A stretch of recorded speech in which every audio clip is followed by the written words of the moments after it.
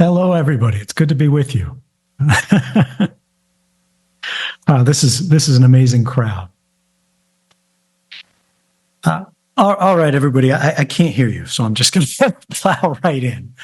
I want to say first off, it's a pleasure to be with you. I spoke recently at the Bitcoin conference in Amsterdam, and the things we talked about were very different. It's remarkable what a difference we see in just 9 months. The last time the topic was really about how the game is rigged, but we can't leave. And in fact, it feels like it's too good to leave. We put up with the abuse. We know they're breaking the rules, not because we love it, but because we haven't ever had an alternative. And what's amazing is that we're starting to make our own. One of the core things that came up 9 months ago was Gary Gensler, Gary Gensler, Gary Gensler. Everybody was hanging on his words. And I had to remind everybody that Gary Gensler is not Daddy Bitcoin. And now it's much easier to make that argument because we see that, in fact, Bitcoin is Daddy Gensler. We are winning, ladies and gentlemen. But we haven't won. And so we have to make sure that we don't get cocky. And I think, unfortunately, that's about the end of the fun part of this talk.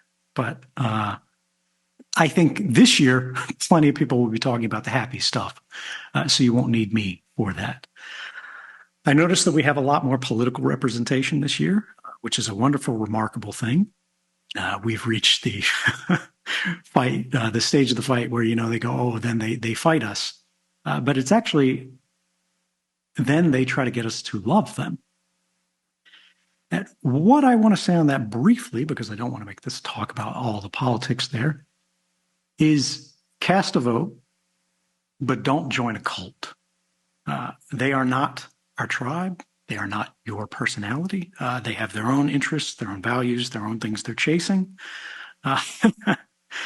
Try to get what you need from them, but don't give yourself to them, even if you have to vote for them. Instead, what I want to do is set this frame a little different for this conversation. I want you to reflect on where we are, how we got here, and where we're headed. There's a passage from a book that I think for this crowd really resonates. It says, for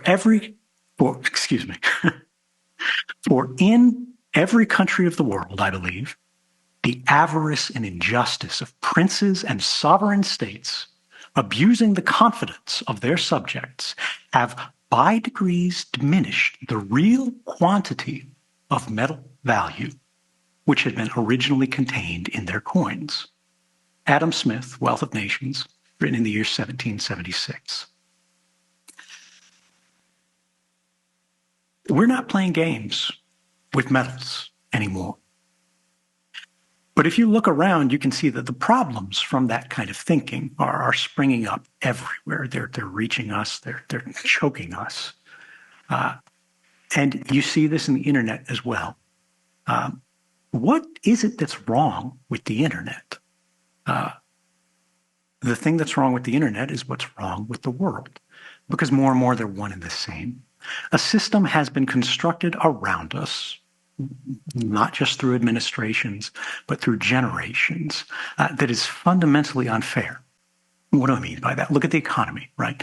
There's an increasing concentration of resources into fewer and fewer hands. So it is now even with the human voice. Winner take all is the model that's apparent on platforms as far as the eye can see.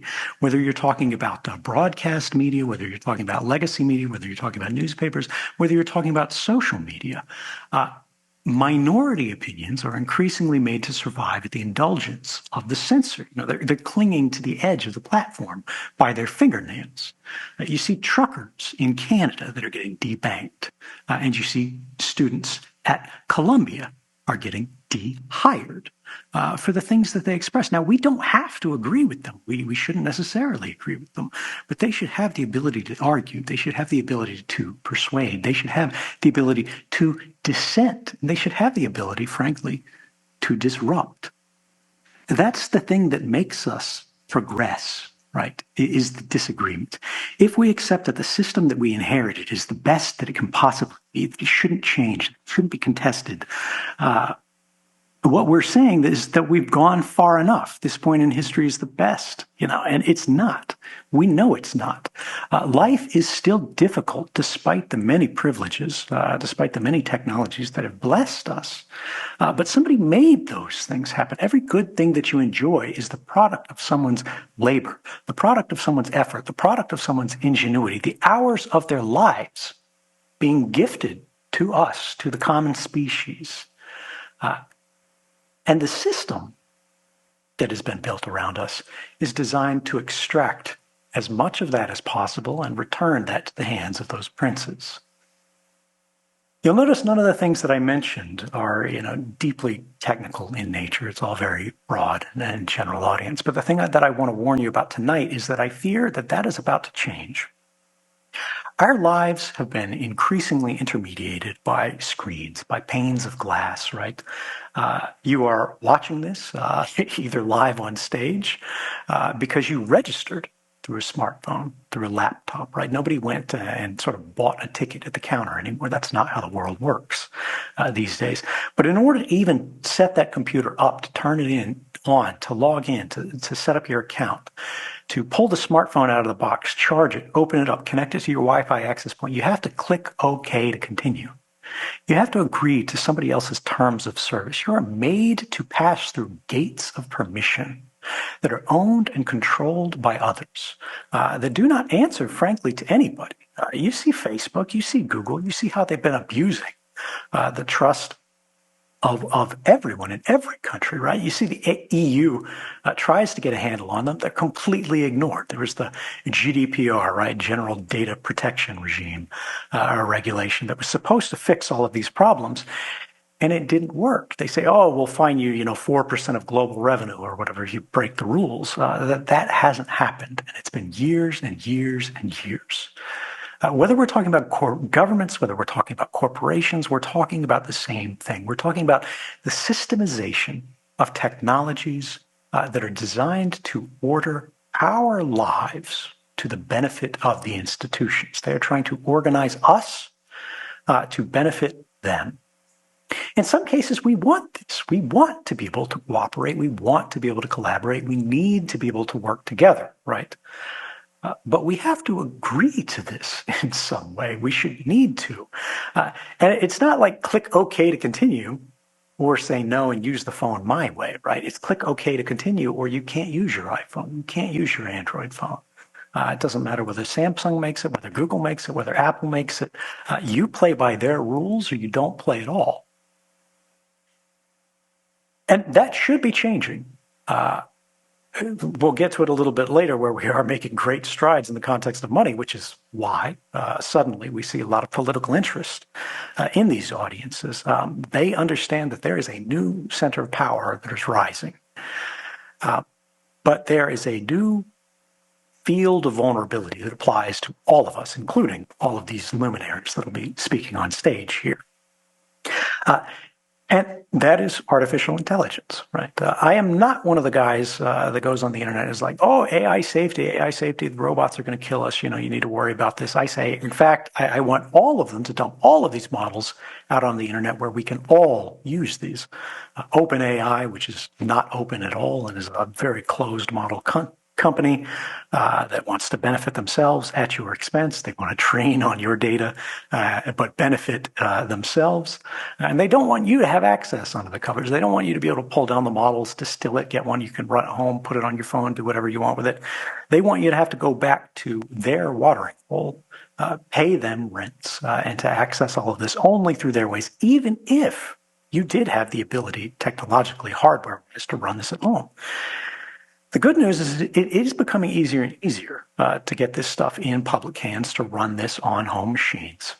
And I'm not just speaking rhetoric here. I've spent the last year using these models myself at home. You can do this too. Open source models, whether we're talking about diffusion models for generative imaging, right? Sort of what you think of like the Mid Journey, the nice web interfaces. You can do that at home. It's 100% free as long as you've got the hardware to run it. And it's getting easier and easier to do this. Whether we're talking about large language models, Facebook, which again I've been throwing invective at for the beginning half of the talk, has actually been a force for good in this space. Not because they love you or they love us or they love me or anything like that, but because they're afraid their competitors, like OpenAI that I mentioned, are going to build a structure around them, ring fence them in a little plot that they can then tax forever. And Facebook doesn't want to end up there, right? So they go, well, what we'll do is we'll develop the tools and give them to everyone else so a monopoly can't form and be used against us. Self-interest more so than altruism, but I still applaud it, right? And I'm no fan of Mark Zuckerberg, but he's done wonderful things here. I hope he continues. I know it won't last forever, but for the moment, while it does, I'll welcome the help that we can get there. But why am I bringing this up, at a Bitcoin conference? Well, the reason why is that Bitcoin transactions are not private. All of you know this here on the general sense because it's 2024 and this is not, back in 2013 where we're saying, Bitcoin is perfectly anonymous and it's money for criminals and whatever. The only person who still believes that is Elizabeth Warren. The reality is that Bitcoin transactions are permanent, they are public, and they can be tracked and they can be linked. An enormous proportion of them are fully doxed, just not publicly doxed. And this is because how do people move in and off of sort of the Bitcoin network, any crypto chain really? And it's through the on and off ramps, right? Through these legacy exchanges that get licensed by whatever New York State or whatever country, whether it's in Dubai, whether it's in New York. And they are sharing the information en masse with what we politely refer to as regulators, but what are plainly described as great powers. Right? People are not really focused on sending this stuff to the government of Barbados. But if they're worried about catching an indictment from that government, they will send anything that government asks for to them, and then they'll say, is there anything else you need while we're at it? Well, there was still one saving grace, which was there were parts of that chain which were not fully identified and verified. You could have private transactions. You could send $5 for your buddy for pizza, as long as the on-chain transaction fees were low. Otherwise, you wait and save it up. But the idea here is that you could still engage in the network and presume that it would just age off eventually. It's out there, it's on the blockchain, somebody has it, maybe they'll prune it. But it's not you. It's not that everybody will know everything you did anywhere all the time forever. Because when they have your transaction history, they have your life history. They know what you read, what you buy, who you send, who you support politically, like where your donations went. All of that is available to them. They can infer your thinking. They can infer your affiliations. At the NSA, we called the kind of information that was not the details of a conversation, right? Not literally reading like your texts, but simply saying that you texted someone. And this was under their interpretation. In my interpretation, it's a violation of the Constitution, but in their interpretation, this didn't impact the Fourth Amendment at all because it's not a search, because it's not reading your messages themselves. It's simply tracking the flow of messages. We called this kind of information metadata, right? And that metadata padded out what was your pattern of life. Metadata can be plainly described as activity records. It's the same kind of thing that a private investigator would get if they just followed you around all day. They don't sit behind you at the cafe and hear everything you say because you would wonder, who is this dude following me? But they sit outside in a car on the street. They see that you go in the cafe at this time. They see that you sit at a table with this other person. They send a guy to go, who is that person? What's his license plate? Who is he? They know that you met. They get the affiliation. They see you go to work. They see you go to the store afterwards. They don't see every item that you bought, but they see where you shop. And as you pad these things out more and more, you get a more and more complete picture of an entire human life without ever having to go, oh, we need a warrant for this. What held that back? Well, Cost. You needed a human analyst to go and sift through this. The metadata could be collected automatically by ingesting the world's internet communications through these machines, right? But somebody still had to put their cup in the big bucket, pull it out, and lay it out on their desk and make sense of it. Machine learning models are going to change this. In my opinion, this is already being done. We simply don't have evidence of it yet. It's going to be testing. It's going to be development. We don't know how it's being applied, when it's going to be truly operational. But it is fantasy to imagine that they're not doing this. And there is zero regulation that I am aware of in the United States to prevent this. Nobody is thinking about what these agencies are doing. And we're not just talking about the NSA here. We're not just talking about the FBI. We're talking about the IRS, right? And it's not just the United States. It's every country. You may go, oh, I love the United States government doing this. I hope they spy on me as much as possible. Well, what about China? What about Russia? What about North Korea? What about Iran? What about every little government that you don't like, that you don't agree with, right? And suddenly they can have every life of every person, every day, at every moment, on a live feed, being interpreted at machine speed. And then you start feeding that those inferences into a decision-making process. This is the reason that I bring up the protesters at Columbia University, the protesters in Canada, right? It doesn't matter whether you're liberal, it doesn't matter whether you're conservative. If you stick out, if you stand out, you are going to become non-normative. Or rather anomalous. What I am afraid is likely to happen quite quickly, right? Probably not this year. Within 3 years, it'll begin being done, I think, at some scale. Within 5 to 10 years, it'll be done absolutely regularly, routinely. Is that they're going to take all of the transaction information that they can get. And this is going to start with big banks going on their own personal data sets. It's going to flow from there to people going, oh, where can we get this information publicly? Well, the Bitcoin blockchain is available for anyone for free at any time, right? And how do you train these models? You need learning sets. You need training data. You need data sets. So they're going to pull everything they can. They're going to feed it through these things, and they're going to try to teach them originally, I think this is going to be the easiest thing, what does a normal transaction look like? What do 95% look like? And then they're just going to go, what is anomalous? What is strange? What is unusual? What doesn't quite fit? And then they're going to go from that's a 5% probability down to a 3% probability, and then try to get it smaller and smaller and smaller until they can just basically have people that are getting reports spit out on their desk, little, chat messages to their terminal, basically. They're saying, this just happened, this just happened, this just happened. Do you want to continue?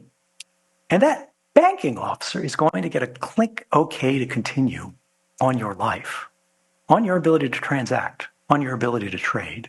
It's not just going to be Bitcoin. It's going to be Visa. It's going to be MasterCard. It's going to be everywhere. It's going to be PayPal, right? Whether you're subscribing to an OnlyFans account or something like that, which, is a very common thing, but something that a lot of people aren't going to admit to. They're not going to be proud of, right?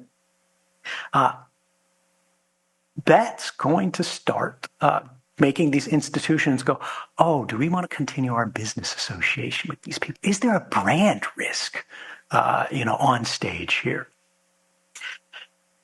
And I think we really need to think about how do we secure the transactions on the Bitcoin network moving forward. I have said this for 10 years. I have been ignored for 10 years. Well, we're running out of runway. And again, right now, every time you're on this network, and I love this network, I've used it many times, you are going to be adding to the data set. Even if they don't identify you because you're the, whatever mystic cyber ninja that knows how to protect yourself, who is the counterparty that you're trading with? Are you sending it to your buddy? Are they doxxed, right? Are you sending it to a business that you're paying? Are they doxxed?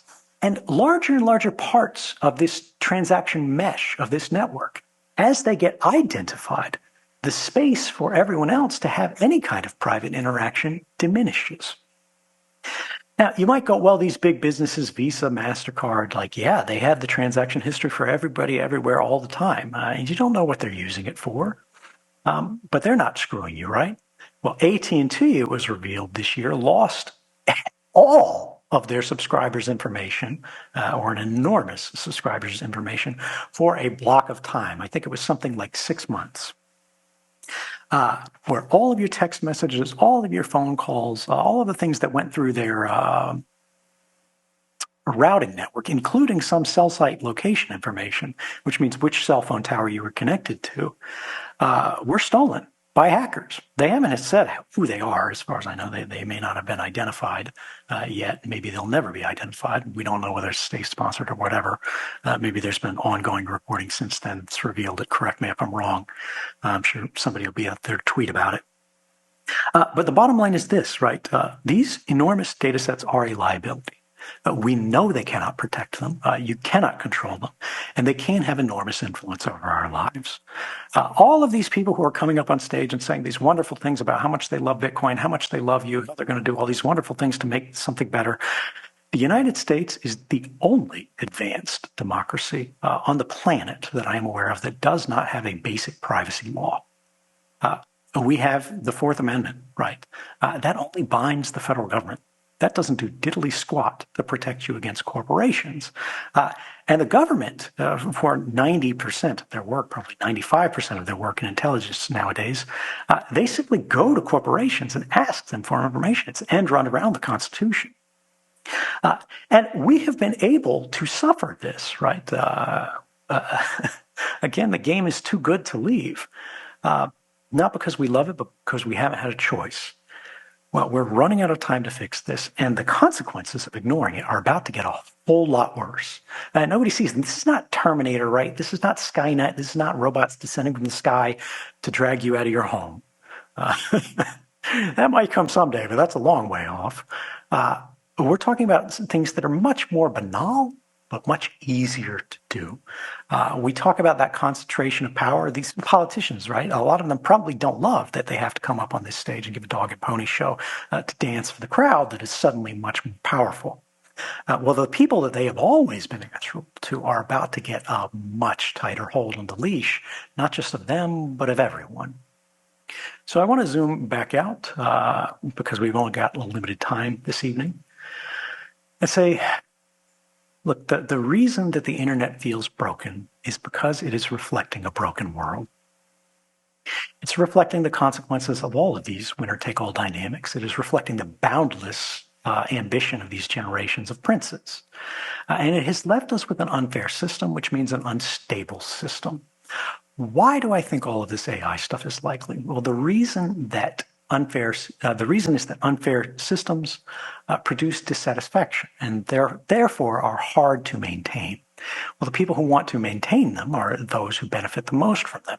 In the current disequilibrium, they're the ones who have the most resources. They have the ability to influence the status quo the most. And what they're trying to do is they're trying to keep the top spinning for as long as possible without letting it fall over and someone having to write it in a new stage, right? Instead of staying in the same game, even if it's good, we don't want to leave it. We start a new round, right? We start a new game with new rules. The reality is we're not at the worst of it yet, but we are headed in that direction. It's clear to me. And I think if you look at, like, does this feel normal to you? When you look at the candidates, when you look at the dynamics, even the people on stage giving all the speeches, right? I'm not saying they're terrible, right? Or not taking a position at all.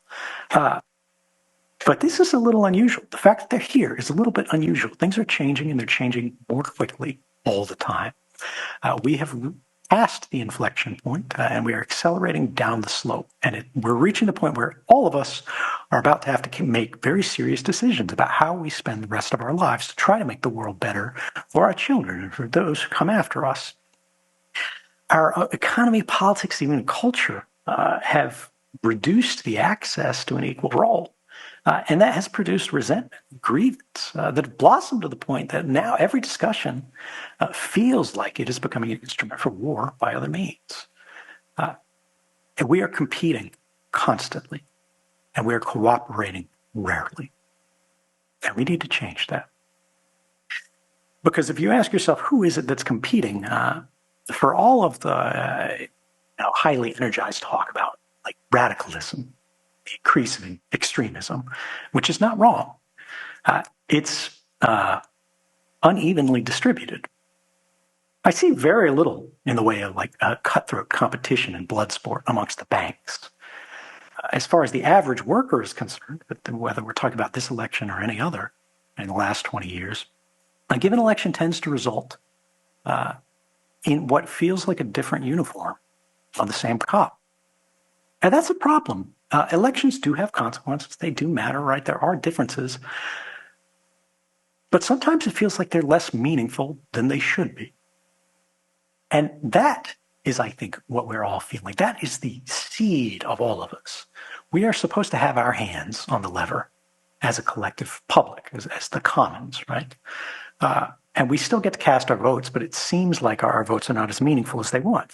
Do you really believe that the two frontrunners are what the collective will of this country would choose as the two best Americans, right? When you were a child and you were in school, they're like, oh, the president's the best person. And does it feel like that? I don't think so. And so that leaves us with the questions to walk us out of this. The question that we're being confronted with every day, what are you going to do about it? The reality is not much, right?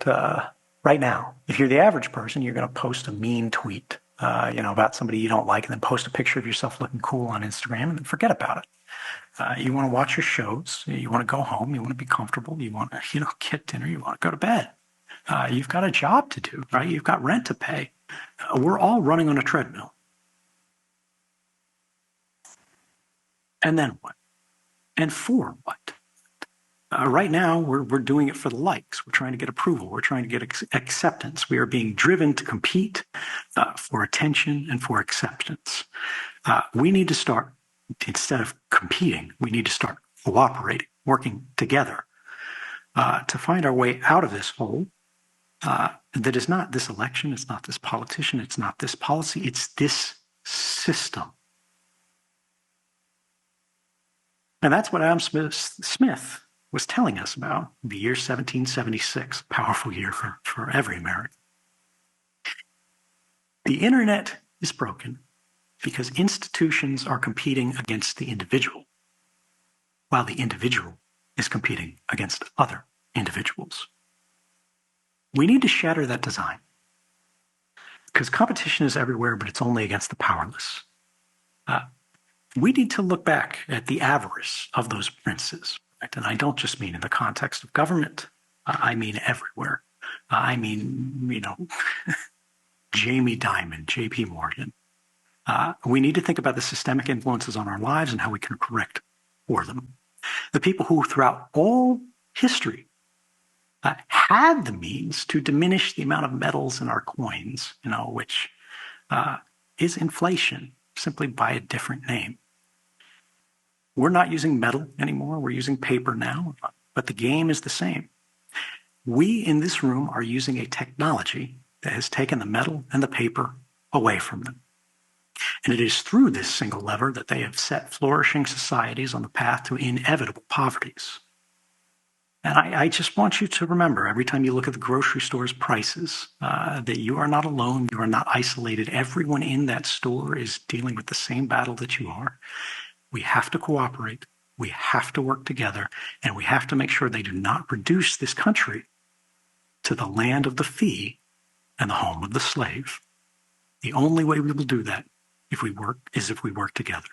So please, by all means, cast your vote, but don't join a cult. There's a lot of work to be done. Thank you.